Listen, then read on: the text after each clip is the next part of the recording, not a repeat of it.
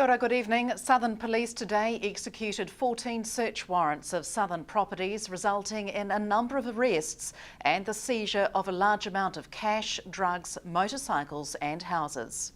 Police have been targeting the Invercargill-based Road Knights outlaw motorcycle gang in a 10-month investigation. As part of Operation Crimson, 14 residential properties were searched in Invercargill, Alexandra, Roxburgh and the Moa Creek area. 5 of those properties were in Invercargill. $38,000 in cash was seized, as well as a large quantity of drugs, including cannabis, BZP and ecstasy analogues. 17 people have been arrested, 10 men and 7 women, ranging from the age of 22 to 78, in what police are describing as intergenerational offending. A large proportion of those arrested have connections with the Road Knights. 195 charges have been laid in relation to 450 offences, including Class A, B and C drug dealing, possession of firearms and cannabis cultivation. Motorcycles and houses have also been seized. As part of this operation, police have identified a crime family who are an integral part of the operation and part of the structure of the Road Knight motorcycle gang.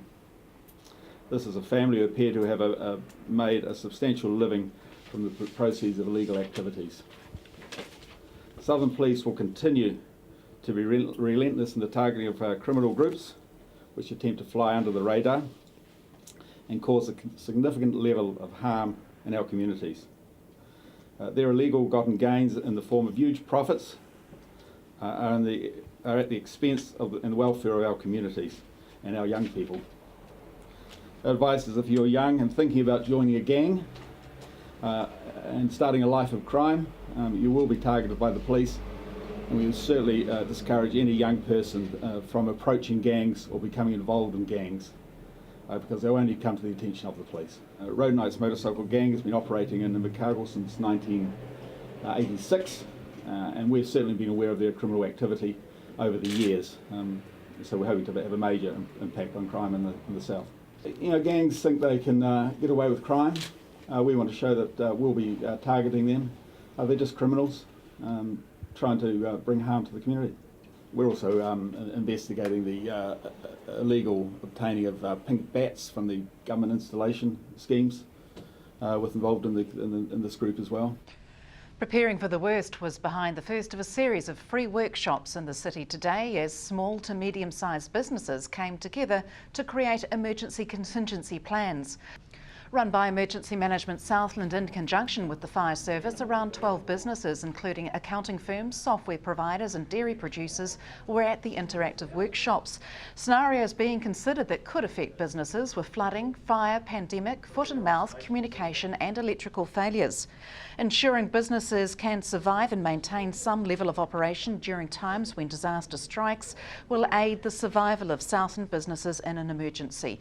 Ricky Dallas of the YMCA says the Christchurch earthquake has highlighted the need for business contingencies. We have a YMCA in Christchurch that was affected, and we've been following how they've been able to go through the process of getting themselves back up and running and keeping the community aware of that they are operating when probably that wasn't a priority for the community. What are the key things that you've considered that you need to do as a contingency? And that I think from here, looking at what staff are doing and who else could cover that position, or who else knows what knowledge they have. The IT and that around the building, around our operation, our customer files, and even our information that's not on computer, that's not being backed up, either in-site or off-site as well. How we can go about making sure that we've got access to that information if something major was to happen. Are you talking specifically about staff details and confidentiality around that? Yes, absolutely. And that we have a locked up file system that's got staff information in it, and if the building was to burn down, we would lose all that. Or if we didn't have access to it, just how we'd go about getting that information back. You also have a number of satellite operations around the city that you need to consider as well. No, not so much satellite operations. They're standalone businesses. We've got our education company that operate out of with the old railway station, and we've got an early childhood centre as well. So I guess what I can find out from here, I can pass on to those businesses, and they can put the same contingencies into place. They may already have them, or we all think about what we might do, but we actually haven't got a process. Two key services offered by the Southern District Health Board are set to change following the SDHB's decision not to renew one contract and to outsource another. Financial pressures are being blamed for the outsourcing of Otago fertility services, with South Island Health Boards hoping to create a joint outsourcing tender and have a new service in place by the middle of next year. This decision comes on the back of the SDHB's announcement in October that it won't be renewing its contract with the National Breast Screening Unit, effective from July next year. The decisions have been criticised by the Association of Salaried Medical Specialists, with Executive Director Ian Powell saying Southern DHB is prone to short-term decision-making and outsourcing services to solve problems rather than resolving them. Stay with us. Still to come on South Today News, action from today's Burt Munro Bluff Hill climb.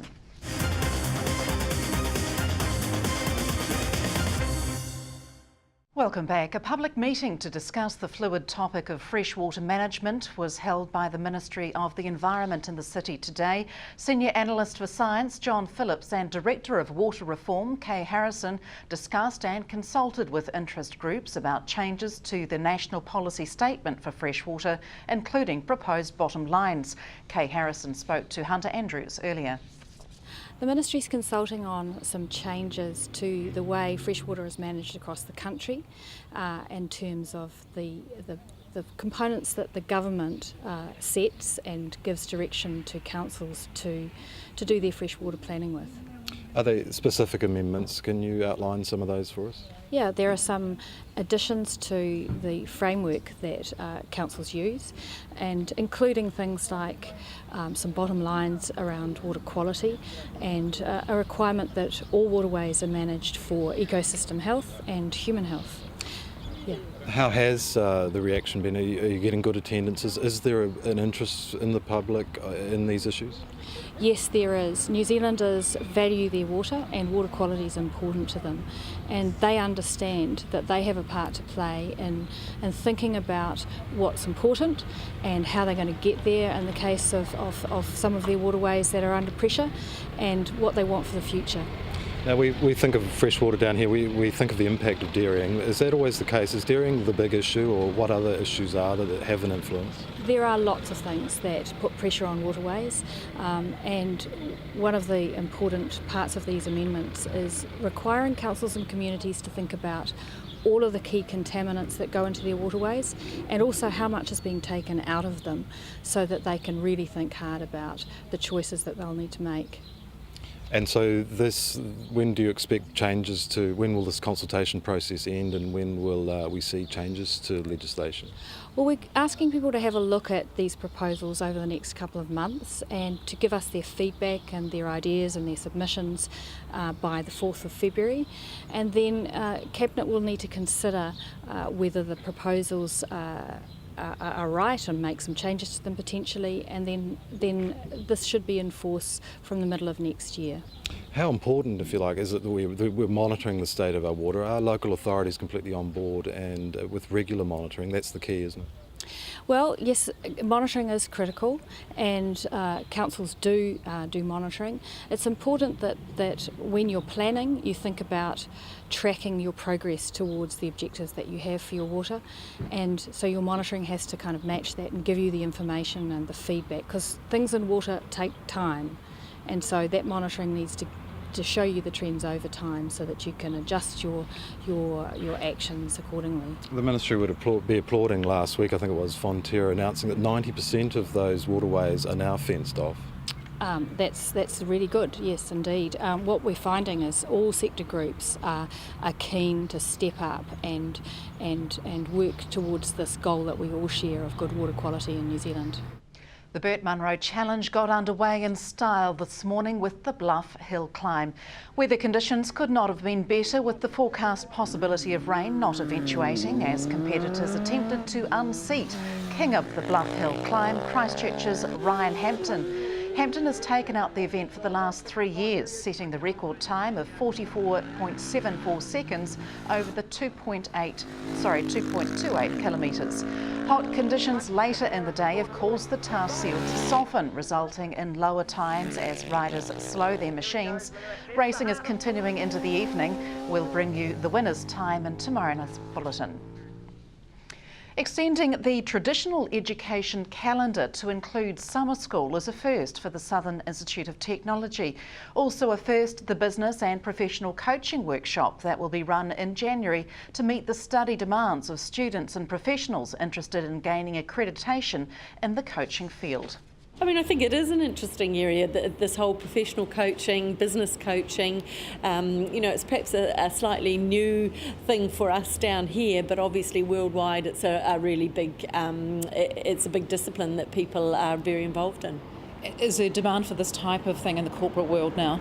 There certainly is, and particularly globally there is. Perhaps we've been a little bit slower starting off with it, but globally there's a big demand. Do you think there's been a shift in the way that people value education and the time that they have away from it, perhaps wanting to spend more time doing it with less break? Yes, I think so. I think they want to compress it so they get their qualification in a shorter space of time, but also often the summer break actually suits people who are working better. That's when they have got some time off and want to put a concentrated effort into their studying. So yes, I think it suits people to do that in the summer. Arriving in the south today, a number of firefighters riding motorbikes to raise funds for cancer research. Travelling from Auckland to Invercargill, firefighters from around the country have ridden in convoy to raise research funds for the Cancer Society and in memory of firefighters and New Zealanders lost to cancer. Departing Queenstown this morning, riders arrived in the city this afternoon to pay homage to Burt Munro's statue at the Gala Street Reserve. The journey raised over $35,000. And that's it from the news desk tonight. Coming up on sport, more from the recent Condor Sevens tournament at the Les George Oval. From us, the news team, it's good night.